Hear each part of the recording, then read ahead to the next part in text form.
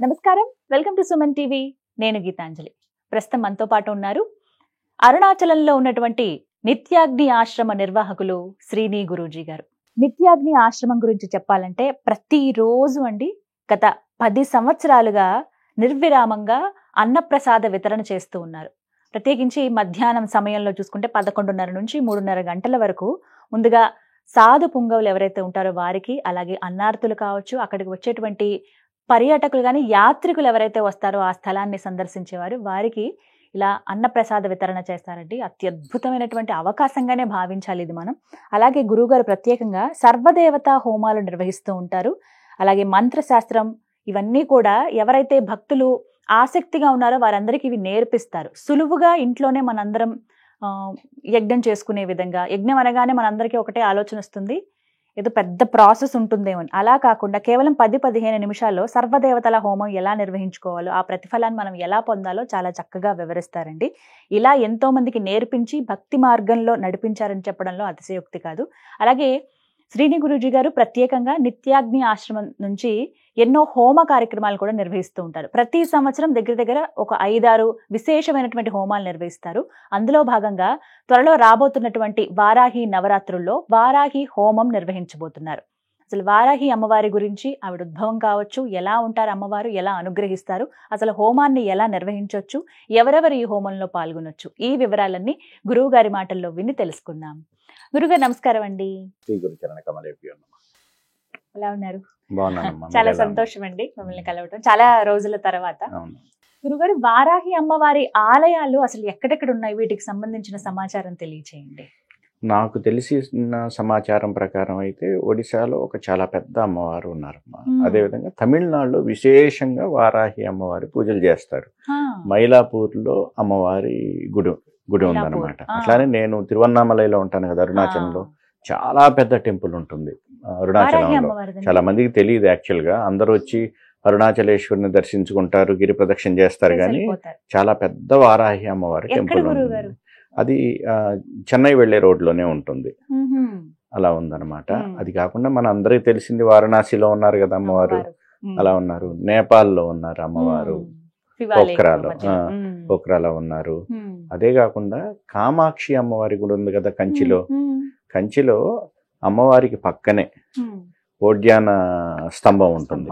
ఆ స్తంభం పక్కన వారాహి అమ్మవారు, ఆవిడ పక్కన అరూపలక్ష్మి ఉంటారు. మనం దర్శించుకోవచ్చు చక్కగా, ఎప్పుడు దర్శించుకోవచ్చు. ప్రత్యేకించి అమ్మవారి నవరాత్రుల్లో విశేషమైన పూజలు హోమాలు కూడా చేస్తారు అక్కడ.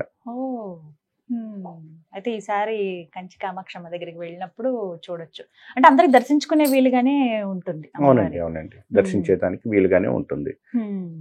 ప్రత్యేకించి ఇక్కడ ఇన్ని చోట్ల అయితే అమ్మవారు. అవును, చాలా నాకు తెలిసి ఇంతవరకు.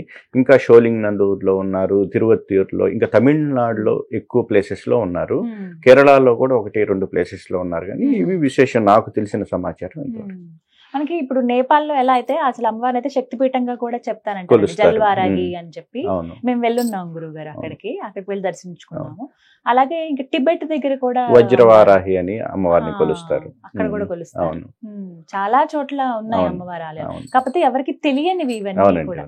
అంటే ముందుగా ఎక్కడ వస్తుందంటే సమస్య, గుప్తం అనే దగ్గర ఆగిపోవడం అనేది ప్రధానంగా ఇదేనండి. అందుకంటే అమ్మవారి నవరాత్రులు కూడా చెప్పేటప్పుడు 4 నవరాత్రులు ఉంటాయి కదా మనకు సంవత్సరంలో చూసుకుంటే, నవరాత్రులు అంటారు. ఆశ్వేజ మాసంలో వచ్చే శరణ్ నవరాత్రులు, మనకి చైత్రంలో వచ్చేటువంటి వసంత నవరాత్రులు, మనకి ఆషాఢంలో వచ్చేటువంటి వారాహి నవరాత్రులు, అదేవిధంగా మాఘ మాసంలో వచ్చేటువంటి శ్యామల నవరాత్రులు, మాతంగి నవరాత్రులు అనుకోవచ్చు.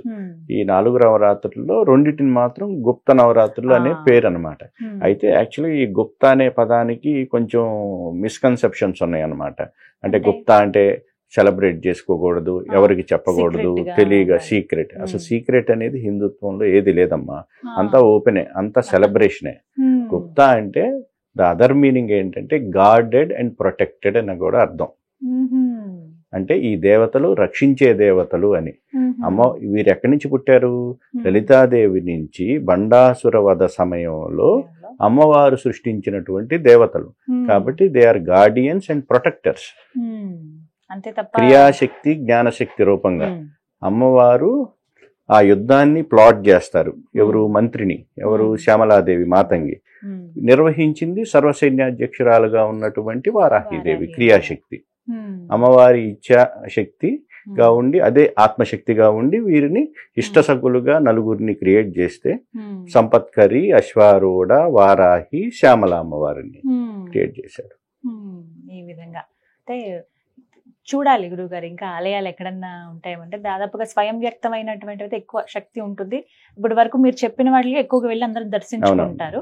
కానీ ఇంకా తెలియని ఆలయాలు ఎక్కడన్నా ఉంటే నాకు తెలిసి ఇప్పుడు ఇంకా బయటపడతాయి, తెలుస్తాయి అమ్మవారి గురించి. ఇంకా అంటే మన ప్రాంతంలో తెలియదు కదా, కొంచెం ఈ ఉపాసనలు తక్కువగా ఉన్నాయి మనకి. ఆంధ్ర తెలంగాణలో మనం ఏమనుకుంటామంటే మనకు తెలియదు కాబట్టి లేదనుకుంటాం. ఇప్పుడు అమావాస్య రోజు చంద్రుడు కనిపించలేదంటే చంద్రుడు లేడనే టైప్ అన్నమాట మనం. కాబట్టి మనకు తెలియదు కదా, కానీ అన్ని ప్రదేశాల్లో ఉన్నాయి. ఈవెన్ టిబెట్ లో కూడా పూజిస్తున్నారంటే ఆలోచించండి. నార్త్ ఇండియాలో మనకి వారణాసిలో ఎప్పటి నుంచో ఉంది కదా అమ్మవారి ఆలయం. అసలు ప్రత్యేకమైన దర్శనం చేసుకుంటారు అక్కడైతే అమ్మవారిని. ఇలా ఉన్నాయి ఆలయ విశేషాలు. విన్నారు కదా, మీరు కూడా ఎవరైనా వారాహి హోమంలో పాల్గొనాలి అనుకుంటే స్క్రీన్ పైన నెంబర్స్ ఇస్తామండి, మీరు సంప్రదించవచ్చు. అలాగే ఒక ఫామ్ ఉంటుంది, మీరు ఆ ఫామ్ ఫిల్ చేస్తే చాలు. పేరు, అడ్రస్, గోత్రము, కుటుంబ సభ్యుల పేర్లు, ఇవి చాలా ముఖ్యం. పిన్ కోడ్ కూడా అసలు మర్చిపోదు, ఎందుకంటే హోమం నిర్వహించుకున్న తర్వాత ఆ దివ్య ప్రసాదం మన ఇంటి దాకా వస్తుందండి. మీరు ఎక్కడ ఉన్నా సరే ఆన్లైన్లోనే మీరు చక్కగా ఎన్రోల్ చేసుకోవచ్చు. దానికి సంబంధించిన డీటెయిల్స్ అన్ని కూడా నేను మీకు అందిస్తాను. మరీ ముఖ్యంగా వారాహి హోమం గురించి చాలామంది ఎన్నో ప్రశ్నలు అడిగారు, వారన్నిటికీ డీటెయిల్గా ఇన్ఫర్మేషన్ ఇచ్చారు గురువు గారు. అసలు ఎందుకు చేసుకోవాలి, ఎటువంటి ఫలితాలు వస్తాయి, ఇవన్నీ చెప్పి. చాలా మందికి ఆసక్తి ఉంటుంది కానీ ఎక్కడ జరుపుతున్నారనే విషయం తెలీదు. పాల్గొనాలనుకుంటారు కానీ ఎక్కడ అంటే, అది కూడా ప్రముఖమైన స్థలాల్లో అయితే అది ఇంకా శక్తి ఉత్పన్నం అవుతుంది అంటారు. అందులోనూ మరీ ముఖ్యంగా చెప్పాలి, నిత్యాగ్ని ఆశ్రమం అంటే ఎన్నో సంవత్సరాలుగా నడుపుతూ ప్రత్యేకించి ఒక అన్నపూర్ణగా ఉందనే చెప్పాలండి. ఎంతో మంది సాధు పొంగవులు ఎవరైతే ఉంటారో వారికి ప్రతినిత్యం వారికి భోజనాలు పెడుతూ ఉంటారు. మీరు వెళ్ళినా కూడా అరుణాచలం మీరు ఖచ్చితంగా వెళ్ళండి, నిత్యాగ్ని ఆశ్రమం అని. అక్కడే ఈ హోమం అనేది నిర్వహిస్తారు. మీరు ఇప్పటివరకు వెళ్ళి చూసినా, లేదంటే ఆ సమయానికి మీరే ప్రత్యక్షంగా వెళ్ళి హోమం దగ్గర కూడా కూర్చోవచ్చు, ఆ అవకాశం కూడా ఉంటుంది. రాలేని వాళ్ళైతే ఆన్లైన్లో ఎన్రోల్ చేసుకోండి. లైవ్ మీరు 3-4 గంటల పాటు ఆ హోమం జరుగుతున్నంత సేపు లైవ్ వస్తుంది కాబట్టి అది కూడా మీరు వీక్షించవచ్చు. ఇది ఒక గొప్ప అవకాశం అమ్మవారిని సేవించుకోవడానికి. మన కుటుంబ సభ్యులందరి పేరు మీద అక్కడ హోమం నిర్వహించడం అంటే అది మామూలు విషయం కాదు కదా. ఇది ఎన్నో సంవత్సరాలకో ఎన్నో జన్మలకో మనం దక్కేటువంటి ఒక పుణ్య ఫలం ఇది. ఇందులో మీరు పాల్గొనాలి అనుకుంటే స్క్రీన్ మీద నెంబర్స్ ఉన్నాయి, కాల్ చేయండి. నిత్యాగ్ని ఆశ్రమంలో జరిగేటువంటి ఈ వారాహి హోమం.